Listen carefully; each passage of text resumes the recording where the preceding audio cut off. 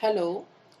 As earlier, we were talking about the introduction of the poem Prelude, and we also analyzed the first prelude.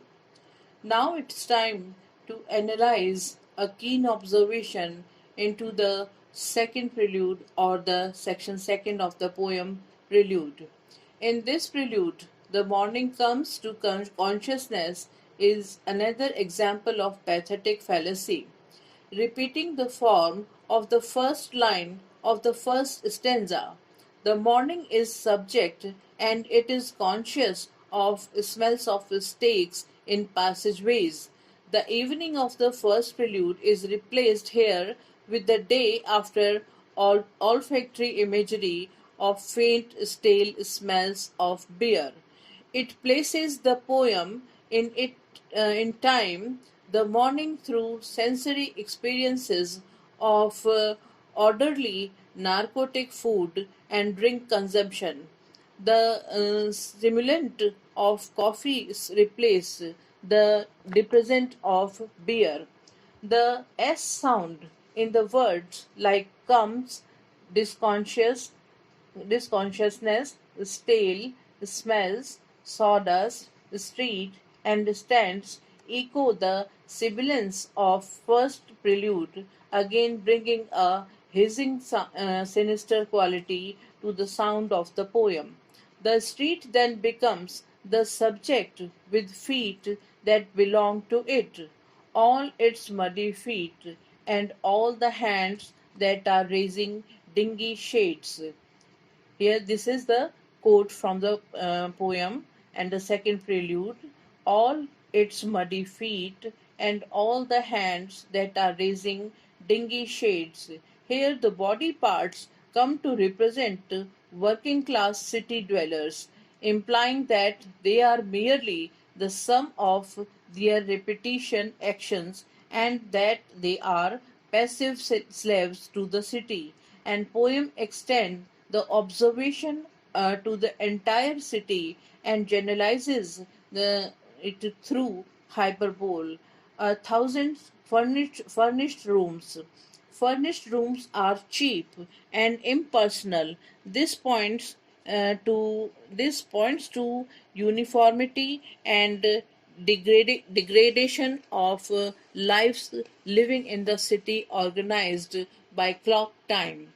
By implication, the poem seems nostalgic for a simple, cleaner, and more individual human lifestyle before industrialization, pastoral ideals.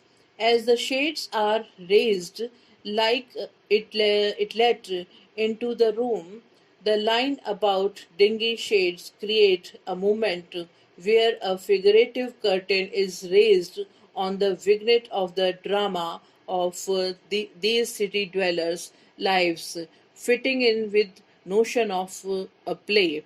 This is a dystopian vision of unceasing melancholic monotony and vulgarity.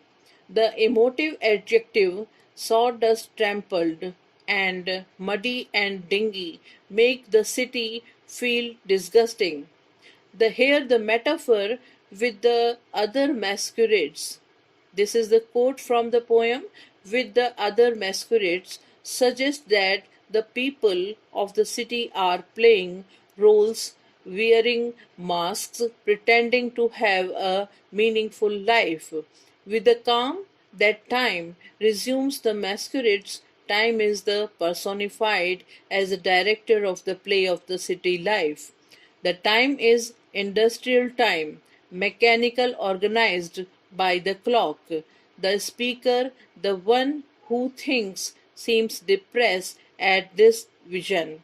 Now comes the section third, the third prelude. This prelude is written in the second person, speaking directly to you, a subject who in the first six lines awake at night with insomnia. There are three movements in these six lines separated by the pauses of the semicolon because The sitting is a bed with its sexual connotation, and the subject is lying on her bed. Critics have read this character as prostitute. The second line could waiting for a customer. In the third line, the night is personified as the morning was the night in the revealing, since it is dark, as opposed the light, which usually reveal the thousand sordid images. I repeat, the thousand sordid images is a metaphor for the smutty imagination of the debased woman. It echoes thousands furnished rooms, but this time, rather than being hyperbolic, it diminishes her soul, which should be infinite to a infinite numbers of images. Her soul has a qualities of a dream, but plays while she is awake, but in the dark night. The sordid images also note the genre of this poem. It is an Imaginist poem. Imaginism was an organized modernist literary movement led by Eliot's friend and editor Ezra Pound, and in which Eliot participated. The poem takes a longer pause after a play of images on the ceiling with the period, so that you may linger there and imagine.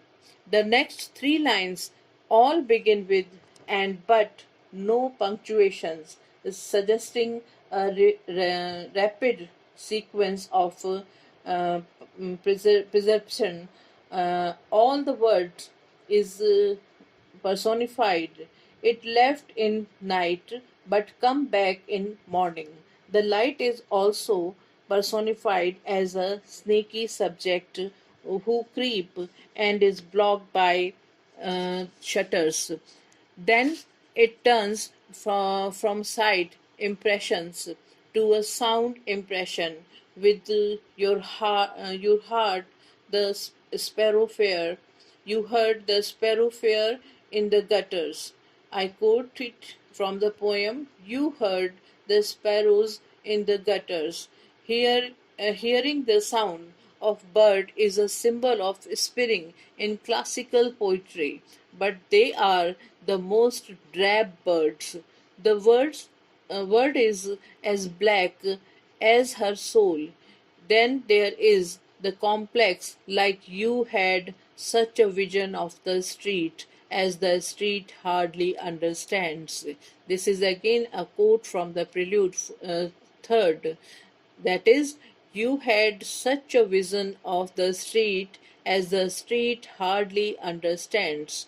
The street here is a metonym for the word. It is another example of the personification and sends us back to the sawdust trampled street. In stanza second, since we learn that stanza that the feet belong to the street, same people, same of the people of the city belong to the street, but the street is dumb.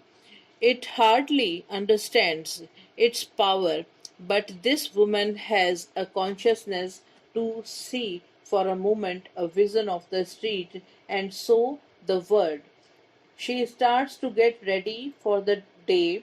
In this prelude, one thing to be noticed that the poem refers to your hair but not your feet. It is possible the yellow soles of feet and not her own, but those of a male customer. This image of feet and hand as yellow and soiled describe working class people who do dirty work. There is a sympathetic, imaginative gesture in greeting this woman, a soul with a vision. Now we have section 4, I mean the fourth prelude. In this prelude, Iliad introduces a new male character. In the third person, it is in the third person, also with the soul. His soul either stretched or trampled, and thus enduring discomfort.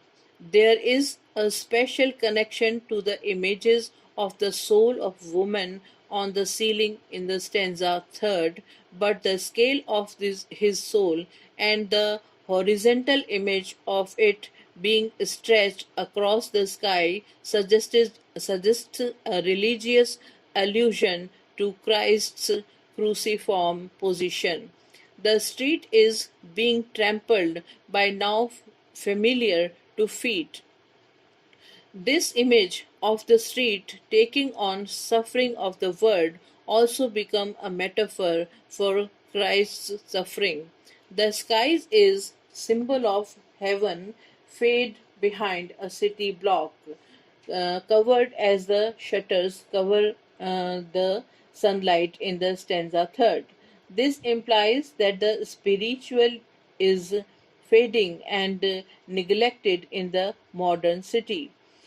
The poem tries to get the reader to notice this identity with two end stop at the rhymes block and o'clock. The instant feet, short squared fingers, and eyes are all the features of the middle class or the workers of the city or industries. The speaker then returns to the second person with wipe your hands across your mouth and laugh. This is the second last line of the fourth prelude, that is, wipe your hands across your mouth and laugh. This gesture expresses embarrassment. In the end, the world revolves without end. The prelude continue over and over without the advent of meaning, a Messiah who would break through the meaningless cycle of life and death. Ancient refers to the old problem of human conditions. There is nothing of real substance there. The word is spiritual void, yet we continue to live in it. Overall, we can say that Preludes is a remarkable poem by T.S. Eliot, and it is sensuous poem with unique qualities of poetry writing. Thank you.